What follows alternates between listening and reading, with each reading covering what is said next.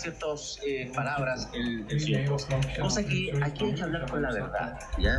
Tenía comunicación porque existía la costumbre de enviarse fotografías de este tipo, siempre con mujeres desnudas. Lo que votó en contra de lo otro.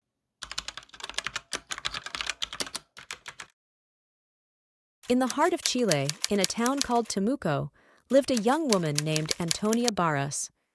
Born on December 3 in the late 1980s, Antonia's story is one that reflects both dreams and tragedy. This narrative is not just about Antonia. It mirrors a societal battle against violence, the double-edged sword of social media, and a community's cry for justice. Antonia's life was like many others, filled with aspirations, family love, and the pursuit of happiness. She envisioned traveling the world, soaking in every bit of its beauty and diversity. However, beneath this relatable surface lay a complex layer of interactions shaped by the digital age. Social media, a tool for connection and discovery, played a pivotal role in her story, illustrating the blurred lines between online interactions and real-world consequences. As we unfold Antonia's tale, we touch upon themes of justice, resilience, and the impact of social media on young lives. It's a story that shook Chile, leading to protests, legal battles, and a nationwide reflection on the protection of women and victims of violence. Through the detailed examination of Antonia's life, the tragic night of September 17, 2019, and the ensuing quest for justice, this script aims to narrate not just the events, but the emotions and lessons that emanate from them. Join us in tracing the steps of a young woman whose dreams were cut short, and in doing so, shed light on a pressing issue that transcends borders and cultures. Antonia's story is a call to action, a reminder of the work still needed to ensure safety and justice for all in the digital age. Antonia Barras grew up in Temuco, a city nestled in Chile, born into a world poised on the cusp of digital evolution. Her birthday, December 3, marked the beginning of a life filled with ambition and warmth. The late 1980s and 1990s were her playground, a period when the world was rapidly changing, and so were the lives of those within it. Antonia's family, middle class and nurturing, provided a stable and loving environment. Her parents, Alejandro and Marcela, raised Antonia and her siblings with care, instilling in them values of hard work, respect, and the importance of education. From a young age, Antonia exhibited a curiosity about the world that surpassed the boundaries of her hometown. She dreamt of traveling, of seeing the vast expanse of the earth with her own eyes. Her aspirations weren't just castles in the air, they were built on a foundation of determination and academic excellence. In school, Antonia shone brightly, her grades reflecting her commitment and her teachers recognizing her potential. But it wasn't just her academic life that stood out. Antonia was full of life, her personality a mix of infectious laughter, empathy, and a spirit that drew people to her. When the time came for university, Antonia stepped on a new chapter of her life with enthusiasm. She enrolled in a university program focusing on engineering commerce, a field that promised to open up the world she so wished to explore. University life was a vibrant mix of challenges and discoveries. Antonia immersed herself in studies, but she also found joy in the friendships she formed. Her social circle has got bigger, including fellow students from different backgrounds, each with their own stories and dreams. Among her friends was Consuela Uribe, a law student who shared Antonia's passion for making a difference in the world. Their friendship was one of mutual respect and shared ideals. Life at university wasn't just about attending classes, it was about growing, learning about the world, and preparing to make an impact. Antonia's dreams of traveling weren't forgotten, they evolved. She saw her future career as a way to achieve these dreams, to connect with cultures and communities across the globe. Her vision for the future was bright, a reflection of her unyielding spirit and ambition to make the world a better place. Martin Pradenas Dürr's story begins in Temuco, just like Antonia's, but under a different light. His early life, not as openly discussed, painted a picture of a young man who navigated his world with a charisma that often veiled his true intentions. He was several years older than Antonia. His presence on social media was marked by an aura of charm, one that he used to his advantage, engaging with many but revealing little about his true self. From an early age, Martin's interactions hinted at a person who sought control, often in subtle ways, a trait that became more pronounced as he grew older. His life in Temuco was typical of many his age, yet those who knew him sensed a depth, a complexity that was not always benign.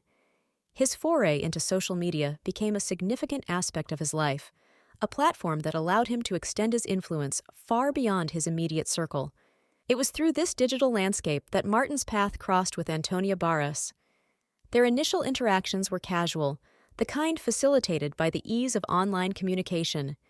Antonia, ever open and friendly, engaged with Martin without suspicion, her comments on his posts reflective of a burgeoning digital friendship. This virtual connection, starting sometime in 2015, marked the beginning of a narrative that would later unfold in unforeseen ways. Martin, a few years older than Antonia, who was barely 15 that time, seemed like just another acquaintance in the vast web of social media. Yet, their online exchanges laid the groundwork for their eventual meeting in person. It was a gradual build-up, a series of interactions that, at the time, seemed inconsequential, but would later prove to be pivotal. These digital conversations, spanning over a period, set the stage for the night of September 17, 2019, when the virtual world collided with reality in the most tragic way. Antonia and Martin moved within Temuco's vibrant youth scene, their circles overlapping yet distinct. Antonia's friends, a close-knit group of university students, were drawn together by shared values and dreams. They supported each other's ambitions, celebrating successes and offering comfort during tough times. Among these friends was Consuela Uribe, Antonia's confidant, who stood out for her dedication to justice and her unwavering loyalty. Martin, on the other hand, navigated a wider, more varied social landscape. His acquaintances spanned different groups, from childhood friends to newer connections made in the nightlife of Temuco. His charm and outgoing personality made him a known figure in social gatherings, yet few could claim to know the real Martin. His social media interactions, a mix of casual exchanges and more intentional engagements, mirrored this duality, offering glimpses into his life, but keeping most at arm's length. The interactions between Antonia and Martin first were inside the social media comments and messages. Their paths, however, were destined to cross more significantly. The digital world in which their friendship began was a precursor to their soon meeting, setting the stage for a series of events that would change their lives and those of their friends in ways no one could have predicted. In March 2015, when Antonia got into university life, her focus shifted. The casual online chats with Martin slowly faded away. Her world expanded with studies and new friendships in the university with the people of her age, who had common interests and goals, leaving little space for her earlier digital connection with Martin. Antonia Barras with Rodrigo Canario Aguado started a relationship during university that came to an end in August 2019. Their time together was marked by the usual ups and downs of young love, but as summer waned, so did their connection. The decision to part ways was mutual, a recognition that their paths were diverging as Antonia immersed herself deeper into university life and her personal ambitions. This breakup, happening just a month before the fateful night of September 17, 2019, set the backdrop for Antonia's decision to seek a fresh start and celebrate the National Day in Pucón with her friend Consuela. On September 17, 2019, in Chile's national holiday, Antonia Barras made a decision that would change the course of her life. After ending her relationship with Rodrigo Canario Aguado in August, she sought a fresh start, a night to just be herself again. With her friend Consuela Uribe by her side, they chose to celebrate Chile's National Day, a time of joy and unity to lift their spirits. The destination was a party in Pucón, a place known for its vibrant gatherings, about a 2-hour drive from their hometown of Temuco. The day held importance not just for the society, but also for Antonia personally. It coincided with Rodrigo's birthday, adding a mess to her emotions. Yet, the focus was clear: to immerse themselves in the celebration, to momentarily forget the heartbreak. Consuela, studying law at the university with Antonia, shared her friend's need for a distraction, a pause from the hardship of academic life. Their arrival in Pucón was marked by excitement. The town, buzzing with festivities, welcomed them into its fold.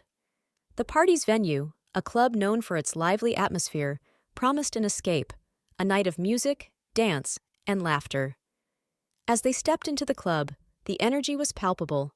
The air was filled with the sound of conversations, the rhythm of music, and the anticipation of a memorable night. Among the faces in the crowd was Martin Pradenas Dürr. His presence there, a coincidence or perhaps fate, set the stage for their paths to cross in a shocking way. The first interactions were casual, with the group dynamics reflecting the typical ebbs and flows of a night out. Antonia, while this, was her usual vibrant self, having fun with friends, with her laughter loudly heard in the party. The clock ticked away, with the night going and the party reaching its peak. Antonia and her friends navigated through the crowd, and little did Antonia know, the night that started with the hope of new beginnings was leading her towards a turning moment in her life. On the night of September 17, 2019, at a club in Pucón, Antonia Barras and Martin Pradenas Dürr's worlds collided more directly than ever before. The club, alive with the buzz of Chile's National Day celebrations, was a tapestry of laughter, music, and dance. Antonia, seeking a respite from recent heartbreak and the rigors of university, found herself amidst a throng of revelers, her spirits buoyed by the festive atmosphere. Martin, already present, was a familiar face in the crowd. Their previous online interactions, though sporadic, laid a foundation for recognition. As the night progressed, their paths tangled, turning virtual acquaintance into real-world interaction. The music, loud and enveloping, provided a backdrop to their conversation, which started casually, rooted in the context of shared social circles and mutual friends. The dynamics between them were complicated, a mix of curiosity and the inherent caution of interacting with someone known mostly through the digital world. Antonia, known for her warmth and openness, engaged in the exchange and holding conversation. Martin, on his part, navigated the conversation with the ease of someone used to social interactions, his responses and demeanor reflecting a mix of interest and charm. As the evening hit, their interaction took on layers of depth. Yet, the noise and celebration around them meant conversations were fragmented, interspersed with moments of dancing and mingling with other partygoers. This encounter, seemingly just another interaction in the tapestry of the night's festivities, marked a turning moment, a point of convergence in the timelines of Antonia and Martin, set against the backdrop of a celebration that was meant to show unity and joy. On the same day, Antonia Barras, among others, began to show signs of the evening taking its toll. The vibrant atmosphere of the club, once a source of joy, slowly turned to a series of events that would later unfold with grave consequences. Antonia, known for her energy and enthusiasm, started to move through the crowd with less of the vitality she had earlier. Friends noticed a change in her demeanor.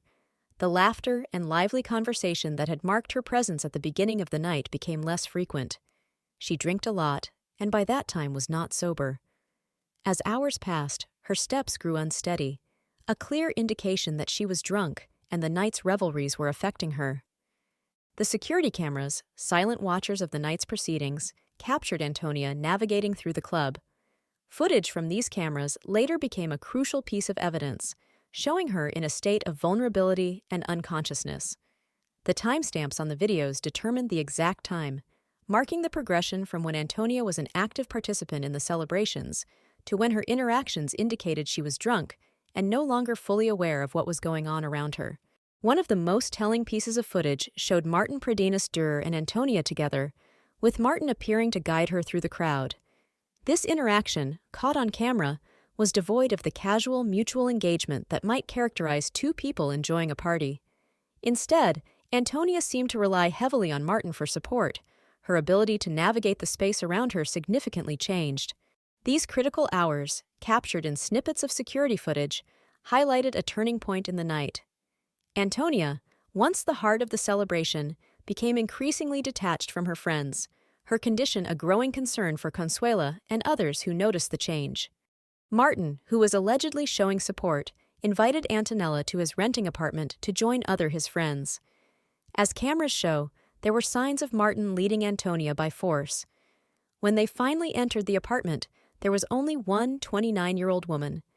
Eventually, separated from others, Martin sexually assaulted Antonia with her in a vulnerable state, exacerbated by alcohol consumption. Martin immediately left the place of incident, leaving Antonia with a condition of mess and fear. As the early morning hours of September 18, 2019, unfolded, the immediate aftermath of the incident began to take shape. Antonia, clearly in distress and still drunk, struggled to make sense of the night's events. Her friend, Consuela in particular, observing her disoriented state, quickly stepped in with support, trying to shield her from further harm. Their concern was Antonia's well-being. They gathered around her, offering comfort and trying to piece together what had happened. Despite the confusion and the late hour, their dedication to Antonia was unwavering. They made the decision to leave the club, believing that getting Antonia away from the party and into a safer environment was crucial. Meanwhile, Martin's response in these critical moments was noted by those around him. He showed rudeness while being asked, stating that whatever happened between him and Antonia was harmless and mutual. His actions immediately following the incident became a focal point for Antonia's friends and later investigators. Observers described a noticeable difference in his behavior compared to the concern shown by Antonia's circle of friends. This contrast raised questions and concerns among the group, sparking a determination to find out more about the night's events. In the wake of the incident, as Antonia and her friends left the club, the focus shifted to ensuring her safety and comfort. The group's quick decision-making in response to Antonia's condition underscored the seriousness of the situation and their commitment to her. As they moved away from the venue, the night's earlier celebrations were overshadowed by a pressing need for care and answers, marking the beginning of a challenging journey for Antonia and those close to her. After the night of September 17, 2019, Antonia carried a heavy burden, the knowledge of her assault by Martin Pradenas Dürr. She chose to keep this ordeal a secret from many, a decision shaped by fear, confusion, and the hope that maybe, in silence, she could find a way to move past the trauma. She felt dirty, ashamed. In the days that followed, Antonia confided in only a few trusted friends about what had happened. This circle of confidants was small, limited to those she believed would understand and offer her the support she desperately needed. Among these were her close friend, Consuela Uribe, and a few others who had been with her that night. Their response was one of immediate concern and a desire to help, but Antonia's request for secrecy bound their hands. In the days that followed, Antonia confided in only a few trusted friends about what had happened. This circle of confidants was small, limited to those she believed would understand and offer her the support she desperately needed. Among these were her close friend, Consuela Uribe, and a few others who had been with her that night. Their response was one of immediate concern and a desire to help, but Antonia's request for secrecy bound their hands. Rodrigo Canario Aguado, her ex-boyfriend, learned of the incident not directly from Antonia, but through the whispers and rumors that inevitably began to circulate. He reached out to Antonia, his message a mix of concern and a plea for clarity. The rumors had painted a picture he refused to believe without hearing her side of the story. Antonia's pain in the wake of the assault was profound. She grappled with a mix of emotions, shame, anger, and a deep-seated sense of violation that made even the simplest daily tasks feel insurmountable. Her once vibrant spirit was dimmed by the weight of her experience, a shadow that followed her silently. The decision to keep the assault a secret was one she bore alone, each day a reminder of the night that had changed everything. In her silence, Antonia found a fragile sort of strength, a way to hold on even as she struggled with the invisible scars left by the assault. Antonia's final hours were marked by solitude and reflection. Overwhelmed by her ordeal and the weight of her decision to keep it secret, she sought comfort in the familiarity of her own space. Surrounded by the mementos of her life, photographs of happier times, her favorite books, and personal keepsakes, she contemplated the journey that led her to this moment. Feeling isolated despite the presence of those who cared for her deeply, Antonia struggled with the internal turmoil that had shadowed her since the incident. The support offered by her friends, the concern shown by her ex-boyfriend Rodrigo after hearing rumors, and the attempts by those close to her to breach the walls she had built around her pain, all seemed distant now. As the night progressed, Antonia made a choice that would forever alter the lives of those she left behind. Her decision was not a reflection of weakness, but a testament to the depth of her suffering. It was a moment that underscored the importance of understanding, compassion, and the need for a supportive community that can offer hope in times of despair. The news of Antonia's passing was met with shock and grief by her family, friends, and all who knew her. The community was left to grapple with the harsh reality of her loss, prompting conversations about the importance of mental health awareness and the need to provide a safe space for those in distress to share their stories and seek help. In the wake of her departure, Antonia's story became a catalyst for change, inspiring initiatives aimed at combating violence and supporting those affected by similar traumas. Her memory lived on, not just as a reminder of the tragedy, but as a beacon of hope for a future where no one else feels so alone in their darkest hour. The trial of Martin Pradenas Dürr, following the events leading up to and after September 17, 2019, captured the attention of the whole Chile. Court proceedings began, with each session closely watched by the public. The courtroom became a battleground where major testimonies were delivered, shedding light on the details of the night Antonia Barras faced her ordeal. Witnesses took the stand, recounting their interactions and observations, their voices adding layers to the narrative that had so far been pieced together from rumors and fragmented stories. Ciertas palabras el tiempo, cosa que aquí hay que hablar con la verdad, ¿ya? Porque era cierto que votó en contra de lo otro. The defense presented their strategy with precision, aiming to cast doubt on the allegations against Martin. They highlighted inconsistencies and attempted to shift the narrative, focusing on the nature of Antonia and Martin's prior interactions. This approach sparked debates outside the courtroom, where the court of public opinion held its own session. The societal response to the trial was fervent. News of the proceedings spread far and wide, igniting a wave of protests across Chile. People from all walks of life came together, their voices united in calling for justice for Antonia and for changes in how society and the legal system address and prevent violence against women. These protests were not just about Antonia. They symbolized a broader struggle against systemic issues that had long been ignored or minimized. Media coverage of the trial and the protests amplified the message, drawing national and international attention to the case. Stories of Antonia's life, her dreams, and the tragic end she met resonated with many, prompting a collective reflection on the need for societal change. This coverage played a crucial role in shaping the public discourse, turning Antonia's story into a catalyst for dialogue about violence, victim blaming, and the pursuit of justice. After Antonia's passing in October 2019, her parents, Alejandro and Marcela, were deeply affected. They felt a strong need to do something, to fight for their daughter. They couldn't just let her story end in tragedy.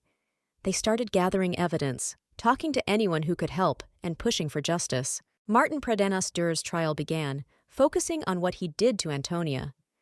The court looked at everything from that night in September 2019, listened to people who were there, and checked all the facts. Alejandro and Marcela hoped for a fair trial, wanting Martin to be held accountable. The trial got a lot of attention, with people all over the country following the case.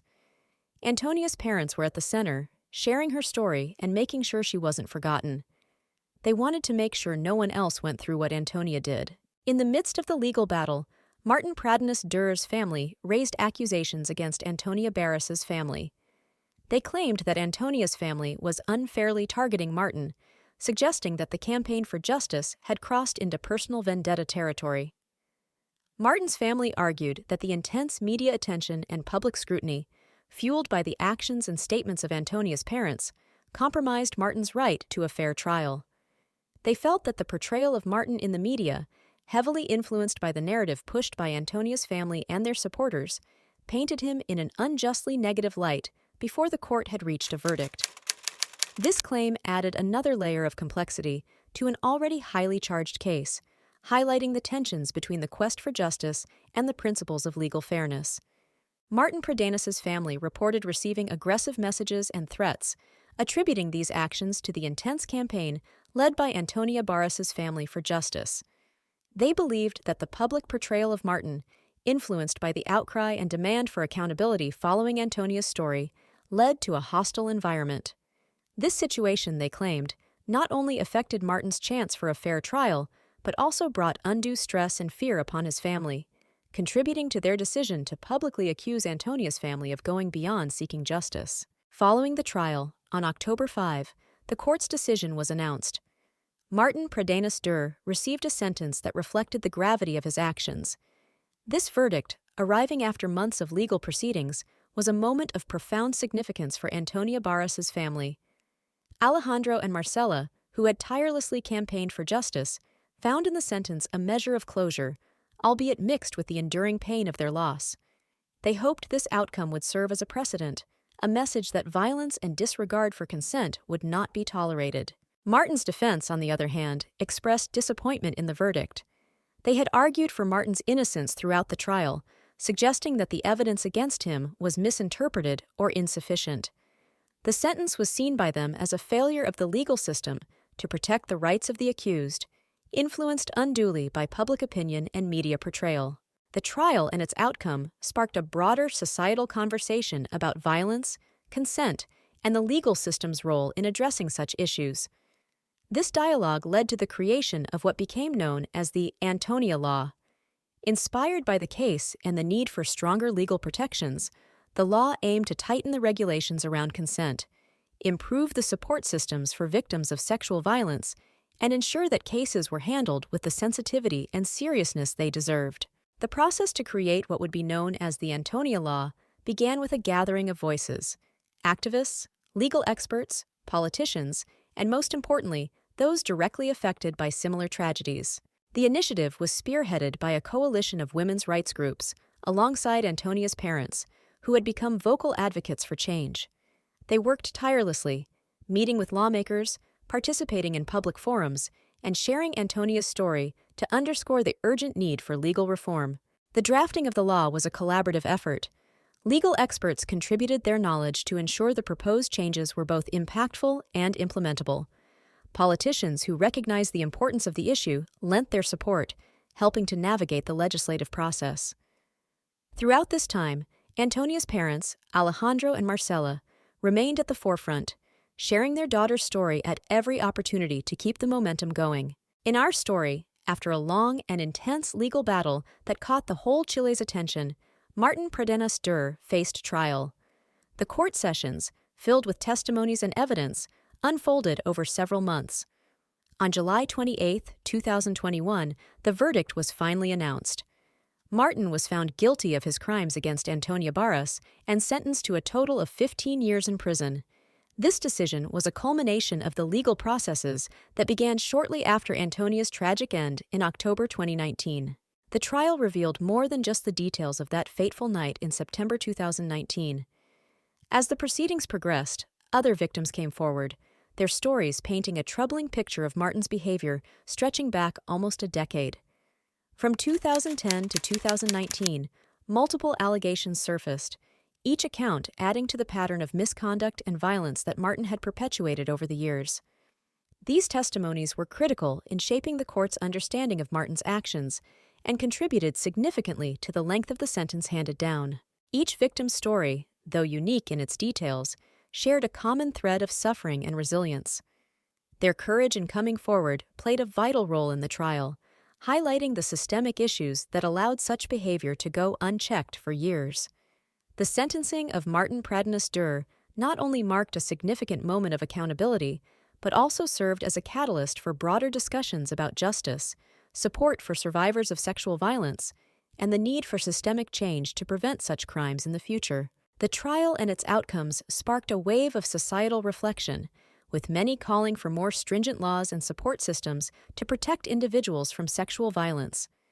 The stories of the victims from 2010 to 2019, brought to light during the trial, underscored the urgency of these demands, leading to a heightened awareness and a push for legislative reforms to ensure that justice is served for all victims of such heinous acts. Following the initial sentencing of Martin Pradenas Dürr to 15 years on July 28, 2021, the case took several turns through appeals and further legal scrutiny. The legal journey was far from over after the first verdict. In the months that followed, Martin's defense team filed for an appeal, challenging both the conviction and the length of the sentence. They argued for a reevaluation of the evidence and testimonies that had led to Martin's sentencing. This appeal process brought the case back into the public eye, reigniting debates and discussions on the justice system's handling of such sensitive cases. By December 2021, the appellate court reviewed the appeal. In a turn of events, on December 15, 2021, the court decided to uphold the original conviction but adjusted Martin's sentence to 18 years, reflecting a deeper consideration of the testimonies from other victims who had come forward with their stories spanning from 2010 to 2019. This decision was a result of the cumulative impact of Martin's actions over the years, taking into account the broader pattern of behavior and the multiple lives affected.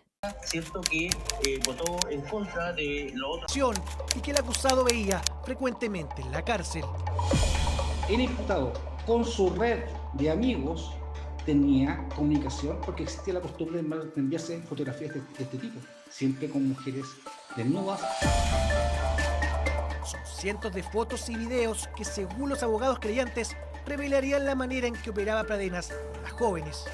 En este caso se trata de un hombre depredador que ve a la mujer no como un ser humano, sino como una presa o una persona, digamos. The final trial, a culmination of years of legal battles, took place in early 2022. This last phase was closely watched by the nation, with the outcome seen as a pivotal moment for the legal system's stance on crimes of this nature. On March 4, 2022, the Supreme Court of Chile delivered its final ruling. It confirmed Martin Pradenas Dürr's sentence of 18 years, emphasizing the court's commitment to justice for the victims and the importance of accountability. This series of trials and the final decision did not just signify the end of a legal battle, it marked a significant moment for societal impact, influencing public discourse on sexual violence, victim support, and legal reforms. The case, especially the courageous testimonies of Antonia and the other victims, sparked movements for change, leading to increased awareness and calls for stronger protections for survivors of sexual assault. The aftermath of the trials saw Antonia's family, particularly her parents Alejandro and Marcela, continuing their advocacy for legal reforms. Their efforts, fueled by their daughter's memory, aimed at ensuring that future cases would be met with the seriousness and sensitivity they warrant, hoping that no other family would have to endure a similar ordeal. Antonia Barras' story, culminating in the trial of Martin Pradenas Dürr, ended on March 4, 2022, with a significant sentence. This case stirred the society, bringing to light the profound struggles survivors of sexual violence face and sparking a call for change. Antonia's impact extended far beyond the courtroom, influencing laws and shifting societal views on consent and survivor support.